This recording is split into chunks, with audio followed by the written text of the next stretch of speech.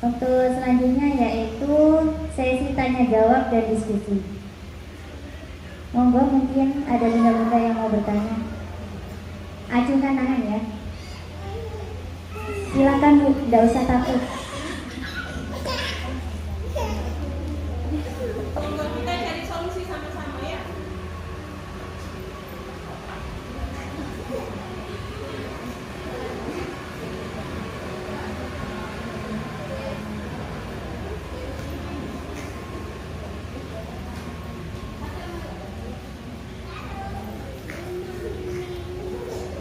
Untuk waktunya saya batasi dengan 3 pertanyaan. Monggo Bunda. Satu-satu ya dari depan.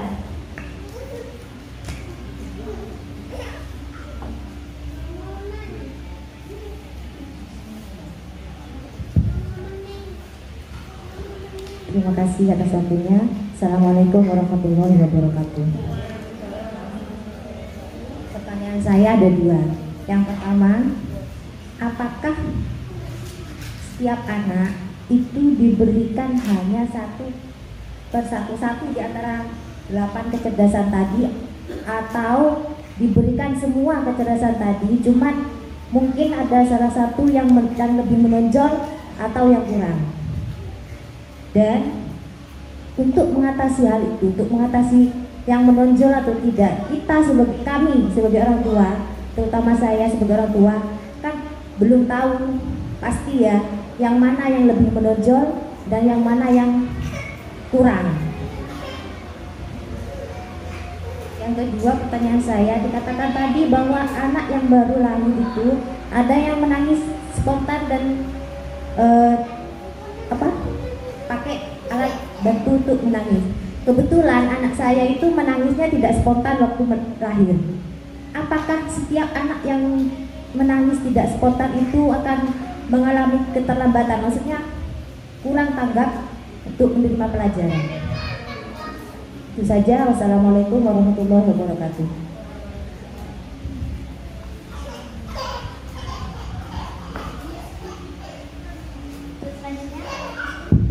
Selanjutnya Bunda.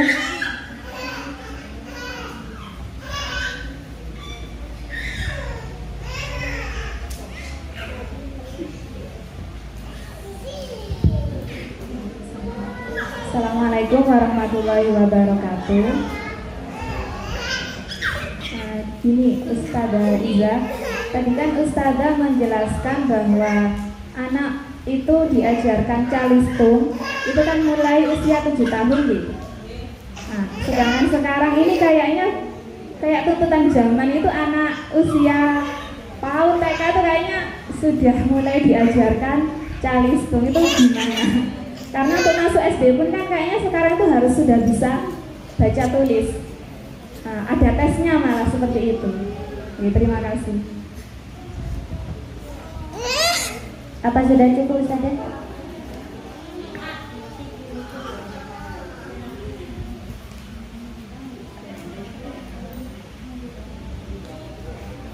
Oke, selanjutnya saya serahkan kepada Ustazah Iza untuk menjawab semua pertanyaannya.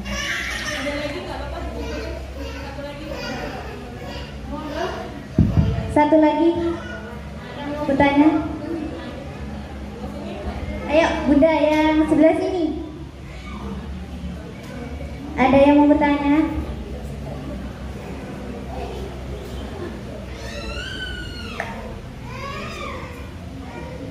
Monggo. Sudah cukup?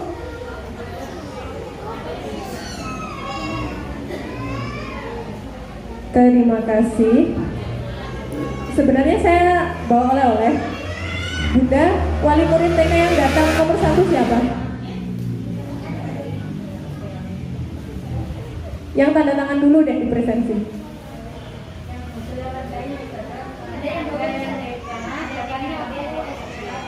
Oh gitu. Oh gitu, baiklah. Yang tanya dulu deh. Monggo Bunda, buat nyuguhi tamu di rumah.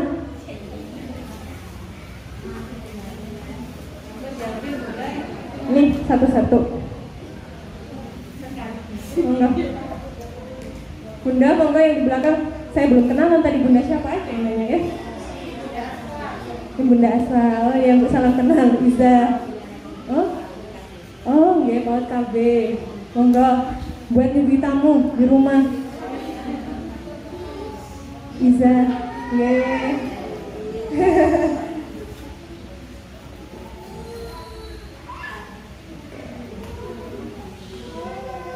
Apakah tiap anak diberikan satu kecerdasan banyak, menonjol, kurang? Bagaimana cara mengetahui potensi kecerdasan anak? Oke, yang pertama, tiap anak saya tidak tahu Allah memberikan berapa kecerdasan pada diri kita, tetapi tugas kita adalah menumbuhkan. Bisa jadi, ini dari pengamatan ya. Dari pengamatan, saya belum melakukan penelitian tapi ini dari pengamatan. Rata-rata ada yang 4 kecerdasan, 5 kecerdasan. Dan ini besarannya ada yang dominan, ada yang kurang dominan. Seperti itu. Ada yang sangat menonjol sekali. Misal, saya sendiri ya, kan kelihatan kira-kira saya lebih menonjol di apa? Di bahasa. Saya lebih menonjol di bahasa. Saya lebih mudah belajar bahasa asing. Saya senang belajar bahasa asing. Mau bahasa apa aja saya suka, termasuk bahasa Madura. Ya, masuk dalam list nanti saya harus belajar bahasa. Meskipun sekarang tahunnya baru Deja, Lao, Temor gitu ya. Tapi saya lebih mudah belajar bahasa apa? Karena dari kecil saya sudah ngomong banyak bahasa daerah maksudnya. Saya ada ketertarikan di bidang bahasa. Dan saya dari kecil itu sensitif pendengarannya, sehingga saya ada bakat di musik. Tetapi saya, nah ini faktor lagi benda yang menentukan pola asuh dan pendidikan. Sing jenenge wong desa yo, meskipun anaknya tahu bakat musik ya apa kate dilesno musik gitu ya, eman. Sehingga potensi tersebut tidak tumbuh paripurna di diri saya. Saya bisa titen gitu ya, waktu itu di kampus tiba-tiba ada instrumen apa, saya bilang ini sama dengan musik klasiknya ini di part ini, di bar ini. Teman-teman saya kaget, loh kamu kok tahu padahal bukan anak orkestra. Ya titen aja gitu, titen aja. Saya kemudian apalagi selain bahasa, saya di logis matematis ada, tapi tidak sedominan di bahasa. Dari kecil saya kalau ikut lomba, seringnya lomba pidato, baca puisi gitu Bunda. Saya itu juga di logis matematis, tapi bukan, saya lebih ke fisika dulunya, ikut olimpiade fisika. Kemudian kalau matematika saya SMA baru nyerah. Oh susah ini, berarti level saya sudah di sini. Nggak bisa, kalau ambil kuliah jurusan matematika nggak bisa. Kemudian saya ada bakat telaten, tapi motorik halus saya jelek. Ini semuanya dari stimulasi. Allah ngasih kita bakat, tapi berkembangnya nanti berapa banyak kecerdasan tergantung stimulasi kita. Tapi kita nggak harus cerdas di semuanya.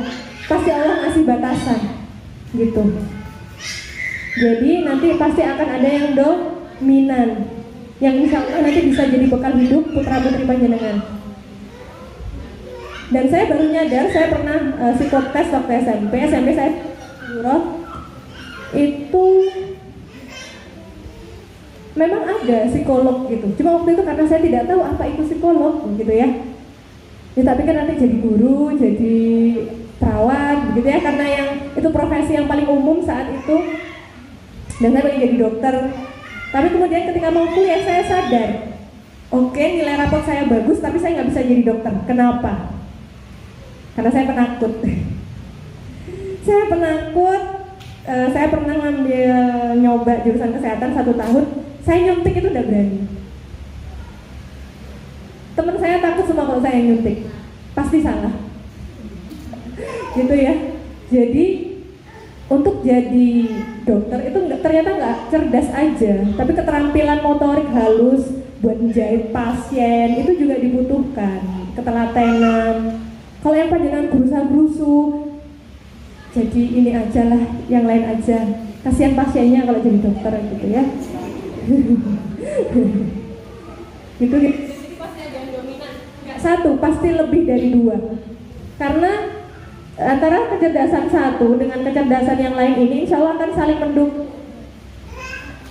Misal kayak Ustadz Salim Afillah, nggak mungkin dia cerdas aja, logis matematisnya ada sehingga runut ngomong. Kemudian ada cerdas musikalnya juga meskipun beliau nyanyi, sehingga ketika beliau ngomong enak gitu nadanya. Insya Allah nanti pelan-pelan kalau kita bimbing anak kita, potensi kecerdasannya ini akan kumpul jadi satu kelebihan buat dia. Dan gak harus semuanya muncul kecerdasan ini, karena kita bukan Superman gitu ya. Superman juga banyak keterbatasan gitu. Yang penting fokus di stimulasi aja dan diamati gitu. Kemudian bagaimana cara untuk mengetahui potensi kecerdasan anak? Yang pertama, kenali potensi kecerdasan orang tua. Karena prinsipnya kecerdasan itu diturunkan, yang pertama, dan yang kedua adalah lingkungan, pola asuh, pendidikan dan sebagainya. Jadi yang pertama kita cek adalah keturunannya dulu, gennya dulu. Ilham Habibie bisa jeniusnya ngalahin Pak Habibie, ya wajar, bapaknya aja cerdas gitu ya. Almarhumah istrinya juga cerdas, kan dokter. Wajar lah kalau anaknya lebih cerdas dari bapaknya gitu. Nah, kalau sudah tahu panjenengan misalkan memang dulu di sekolahannya lebih pintar di matematika, terus ngecek suami, cek aja bu rapotnya suami. Bojoku ini pintar di apa sih di sekolahnya gitu ya. Kalau ternyata pintar di olahraga, yang kemungkinan putra putri Anda ada yang mungkin cerdas di sekolah, ada yang cerdas di olahraga. Kayak gitu. Jadi kita nggak usah stimulasinya juga kejauhan ya. Oh saya suka nyanyi, saya nggak fals kalau nyanyi. Bisa jadi itu menurun. Di anak Anda bisa juga enggak. Kita cek aja nanti anaknya. Kan bisa diamati. Orang kalau bakat itu kayak fitrah ya. Fitrah itu panggilan gitu bu. Otomatis kayak suka, ada kecenderungan ke sana. Gitu. Dan ini butuh observasi ya. Maksudnya pengamatan. Setelah panjenengan mengamati diri panjenengan dan suami, mbah-mbahnya kalau juga perlu. Nah, giliran panjenengan mengamati putra-putri Anda. Kira-kira anakku ini nurun yang mana? Kayak gitu. Nah, supaya muncul ketahuan, ya dipancing-pancing. Distimulasi itu tadi istilahnya. Gimana mancingnya? Makanya kalau kecil anak dikasih ecek-ecek, ya kan, dikasih pusing-pusikan, dikasih bentuk-bentuk warna-warna, dikasih pegang-pegang barang. Mana yang lebih dia suka, mana yang nggak suka. Kalau anak di bawah 3 tahun rata-rata menunjukkan kesukaannya fitrah, spontan, otomatis gitu. Lah nanti minat, bakat dan sebagainya karena ada pengaruh lingkungan dan sebagainya, ada pengarahan dari orang tua, nanti banter-banternya itu munculnya waktu SMP. Karena ada faktor pertemanan juga, anak-anak itu lebih melihat temannya daripada orang tua.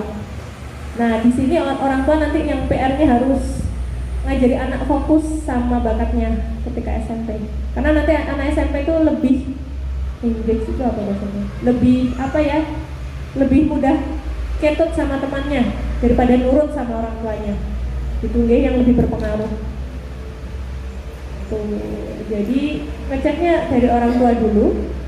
Orang tua cerdas apa? Kemudian dicek di anaknya ketika sudah lahir, proses tumbuh kembangnya, dia lebih suka apa anaknya, condong ke apa. Boleh kok bu ditulis, diabadikan. Panjenengan tahu kalau orang-orang homeschooling itu orang tuanya nggak mau masukkan anaknya ke sekolah umum seperti ini. Disekolahin sendiri, bapaknya kepala sekolah, ibunya guru. Nanti kalau misalkan anaknya sudah selesai, kurikulumnya bikin sendiri. Nanti tinggal ikut ujian pakai. Ada orang tua yang nggak terlalu mengkhususkan anaknya belajar di sekolah, ada diajarin sendiri. Terutama untuk orang tua yang orang tuanya memang pindah-pindah negara biasanya karena hambatan bahasa, kan kasihan anaknya kalau belajar di sekolah yang bahasanya beda dan masih harus belajar bahasa, PR-nya masih banyak, belum lagi adaptasi sama teman-temannya, kayak gitu. Homeschooling. Atau ada di Indonesia namanya Bu Septi Penny. Beliau punya komunitas Institut Ibu Profesional, nanti bisa dicari di Facebook. Itu komunitasnya sangat besar. Saya pernah datang ke tempatnya, ke acaranya dulu di Surabaya. Institut Ibu Profesional. Itu macam-macam untuk pendidikan ibu-ibu di rumah. Cara merapikan barang, cara menyiapkan apa, cara mendidik apa, gitu itu ada. Monggo panjenengan bisa mengaksesnya di Facebook. Sampai sini clear nggih? Pertanyaan yang tadi, cara mengetahui potensi kecerdasan anak. Jadi bapak sama ibu nanti PR-nya adalah rundingan di rumah. Pak, biar sampean pinter ndeopo kayak gitu. Ya.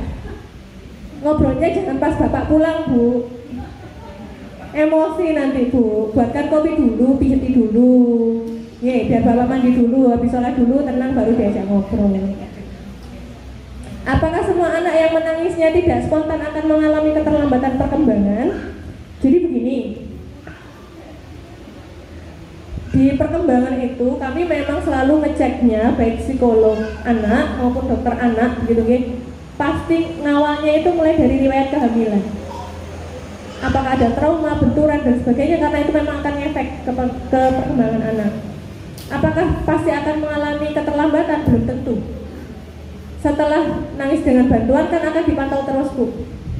Saturasi oksigennya, kalau yang dapat penanganan baik biasanya bisa membaik. Karena begini, anak baru lahir itu ada beberapa refleks yang harus muncul. Refleks itu apa? Spontanitas gerakan.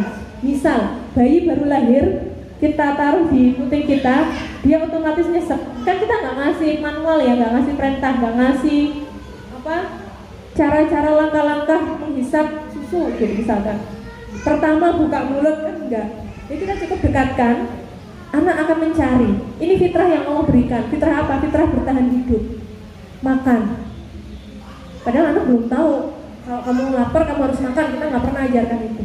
Tapi Allah sudah kasih fitrah, kasih bibit gitu ya, kasih perasaan, kasih naluri. Otomatis anak nyedot gitu.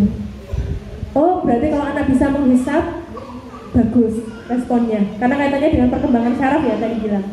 Kemudian refleks apa lagi ketika bayi baru lahir selain menangis? Menggenggam. Panjenengan kalau ada bayi baru lahir pasti suka gini ya, genggam kan? Dokter pasti ngecek.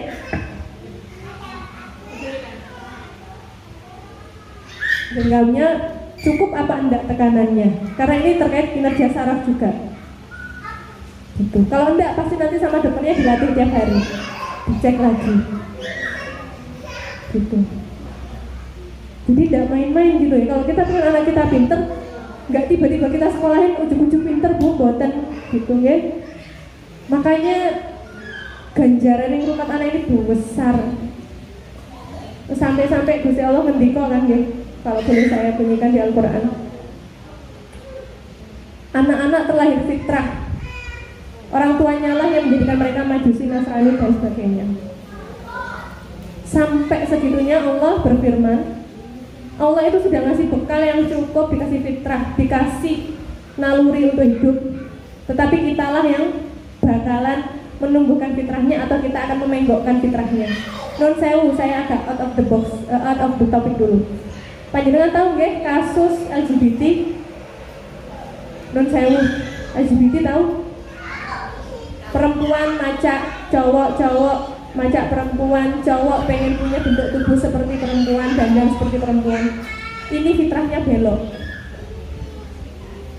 Saya pasti akan tanya, dulu orang tuanya pernah cerai nggak? Ada kekerasan nggak di rumahnya? Gimana bapak didiknya? Kayak gitu. Atau anak ini pernah mengalami trauma dilecehkan enggak? Orang tuanya nanti yang akan dimintai pertanggungjawaban di akhirat, bukan gurunya. Sekali lagi yang dimintai pertanggungjawaban akhirat, neraka surganya anak adalah orang tua. Jadi tidak semua anak yang tidak spontan menangisnya, karena kita lihat durasinya juga kan Bu. Ini dokter anak yang lebih paham berapa lama anak ini tidak menangis. Karena kan ada indikator oksigen yang nyampe ke saraf otak juga. Gitu. Nanti diperiksanya di ruang PUF biasanya. Jadi anak-anak yang tidak langsung nangis kan ditaruhnya di ruang ini ya, inkubator khusus gitu kan. Nggih, karena butuh dikasih ini kondisikan tempatnya. Oke, apakah waktu saya habis lagi? Oke. Kemudian calistung usia 7 tahun. Nah, ini memang ada paradoks. Paradoks itu apa? Katanya yang ideal 7 tahun, tapi kenapa kok sekarang anak-anak TK belajarnya calistung gitu ya? Ini yang menjadi PR pemerintah juga sebenarnya. Jadi saya pernah bersama teman-teman di Surabaya itu buka TK. Sebelum buka TK ini, setahun 2 tahun sebelum buka, kami bikin kurikulum. Tiap hari rapat aja bikin kurikulum gitu ya. Kemudian kami menemukan gitu, memang ada gap, ada kesenjangan antara yang seharusnya, yang seidealnya anak itu belajar calistung 7 tahun dengan praktek di lapangan. Gitu. Bagaimana kita menjembataninya? Kemudian kalau waktu itu saya sama teman-teman adalah fokus di kegiatan pra-calistung. Anak tidak boleh belajar calistung bukan berarti anak tidak boleh mengenal huruf, bukan berarti anak tidak boleh belajar berhitung, boleh. Tapi step-stepnya ini yang diperhatikan. Misal, ketika anak mau belajar menulis itu kan seperti ini Bunda. Nah, supaya anak ini tidak langsung lompat ketika masuk sekolah langsung belajar menulis, ini ada stepnya. Apa stepnya? Belajar motorik halus. Ini stimulasi pra-calistung istilahnya. Apa aja belajarnya kita cek. Makanya saya kalau ada yang pendaftaran baru kemarin saya buatkan formulir baru khusus checklist tumbuh kembang. Supaya apa? Kalau ada yang bermasalah saya ngeceknya gampang. Oh, anak ini wajar nggak bisa lompat, dulunya nggak merangkak misalkan. Nah, kalau misalkan tentang menulis, apa syaratnya? Menulis itu kan harus pegang pensil. Anak itu kan nggak langsung bisa gini ya, ada yang gini. Kalau panjenengan dari anak bayi itu nggak pernah dibelajari pegang sesuatu, semuanya panjenengan bantu, jangan harap panjenengan anak Anda nanti masuk sekolah bisa pegang pensil. Biarkan dia belajar pegang dotnya sendiri, biarkan dia belajar ngambil barang sendiri, biarkan dia belajar buang sampah sendiri, biarkan tangannya bekerja. Biarkan dia main tanah, nanti kan bisa dicuci. Itu adalah proses pra-calistung. Makanya kalau di KB kan banyak main ya Bu ya. Sekolah KB itu kan kayak sekolah bermain. Sebenarnya kalau ibu-ibu ngerti ilmunya, ibu nggak apa-apa kok nggak nyekolahin anaknya di KB. Sebenarnya, kenapa? Sekolah KB itu bermain, tapi ada alasannya bermainnya. Ini apa sih guru kok minta anak bikin kapas, bikin awan? Faedahnya apa juga? Ada Bunda faedahnya, gitu ya. Yang bikin kurikulum ini nggak main-main. Karena apa? Proses pendidikan anak usia dini itu memang disetting bermain, tapi ini untuk menyiapkan anak supaya nanti siap belajar. Motorik halusnya, motorik kasarnya, kognitifnya, emosionalnya, kemandiriannya, semuanya disiapkan di KB. Makanya kenapa kalau pemerintah sekarang agak ini ya menggalakkan dia harus KB. Karena penting, karena banyak ditemukan kasus memang di TK SD anak yang perkembangannya ini beda dengan anak yang nggak KB. Anak yang KB perkembangannya beda dengan anak yang nggak KB. Bisa nggak beda, yang penting panjenengan stimulasi sendiri di rumah. Orang tua homeschooling mereka punya kurikulumnya. Jadi kegiatan hari ini mengeronce, dibukukan Bunda. Anak-anak homeschooling itu orang tuanya rajin-rajin. Jadi tugasnya anak ini disimpan gitu. Kalau di TK kan enak gurunya yang nyimpenkan, akhir tahun panjenengan sudah terima gitu aja. Gitu. Nah, jembatannya itu deh Bunda. Kenapa kok 7 tahun masuk SD anak-anak sudah harus bisa menulis? Ini memang non sewu kalau boleh saya mengakui ada kesalahan di ini ya, dari atas memang secara tersistematis. Kalau dari TK itu kurang lebih secara umum itu nggak boleh ngajarin anak calistung, tapi ketika di SD itu diminta.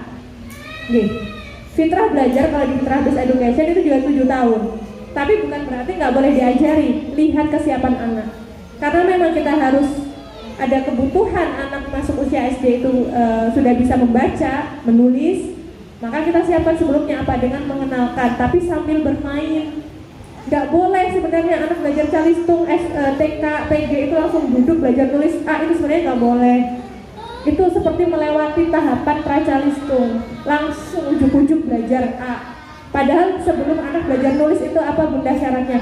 Anak ngerti simbol, anak mengerti bentuk dasar. Anak itu belajar dulu lingkaran, segitiga, kotak. Anak harus ngerti dulu kanan, kiri, depan, belakang, atas, bawah. Bayangkan kalau anak nggak ngerti kanan kiri, bagaimana panjenengan menjelaskan bedanya B dan D? Kan bedanya cuma di perutnya aja, satunya kanan, satunya kiri. Kalau panjenengan bilang depan belakang juga bingung. Depannya anak ini sama nggak dengan bayangan kita? Kalau kita bilang ini B, perutnya di depan, lah anak mikir depan itu kan yang awal, kenapa nggak yang sini? Makanya sering sekali anak-anak itu salah ngomongnya B, D, P, kayak gitu ya, ketukar-tukar. Kenapa? Konsep spasialnya, konsep ruangnya, kanan kirinya itu belum tuntas. Jadi itu dulu yang dituntaskan, kanan kiri gitu. Kalau mau nulis, terus pegang pensilnya, dilatih, mewarnai, coret.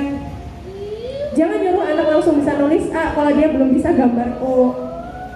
Ada stepnya, kayak gitu. Gitu ya bunda. Jadi tetap boleh diajarin karena memang kebutuhannya harus ada, tapi caranya supaya tidak mendolimi anak itu yang harus diperhatikan. Belajar sambil bermain, boleh sambil menyanyi, menggambar di pasir boleh. Tuh waktunya 2 menit lagi. Oke. Sudah habis ya? Cukup? Bingung apa jelas? Bingung apa jelas? Sekarang saya tanya, yang catatannya paling banyak siapa?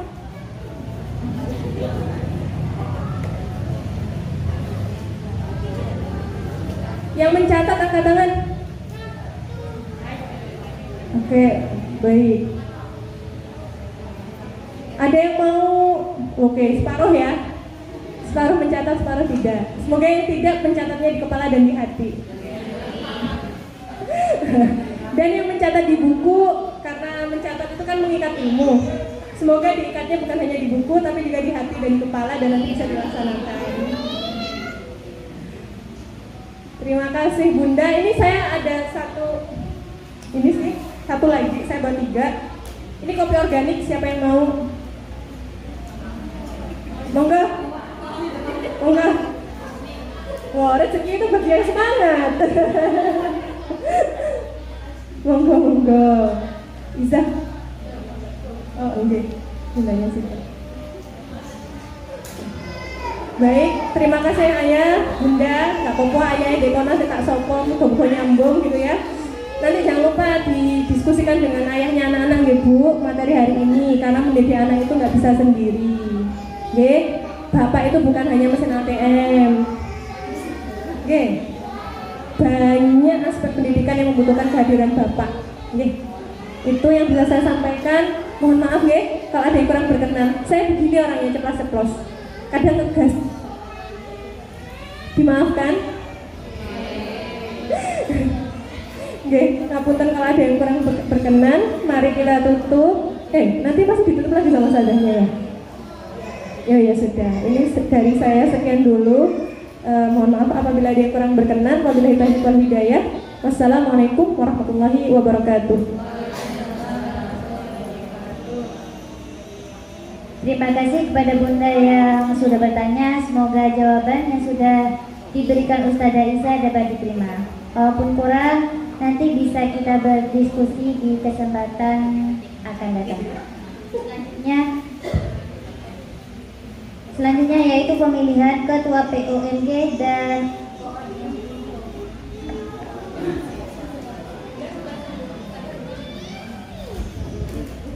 ayo bunda, saya lupa.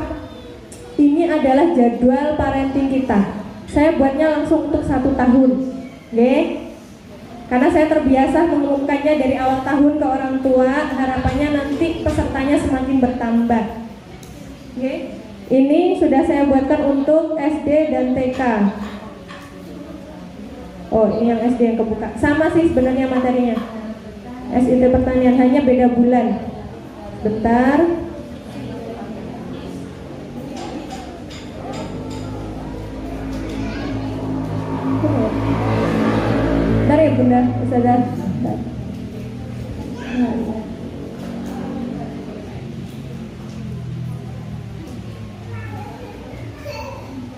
Oke, ini PAUD. PUMG itu kan 2 bulan sekali. Oke, jadi selang-seling nanti sama SD, materinya sama tapi selang-seling. Jadi tiap bulan akan ada parenting. Ini materinya.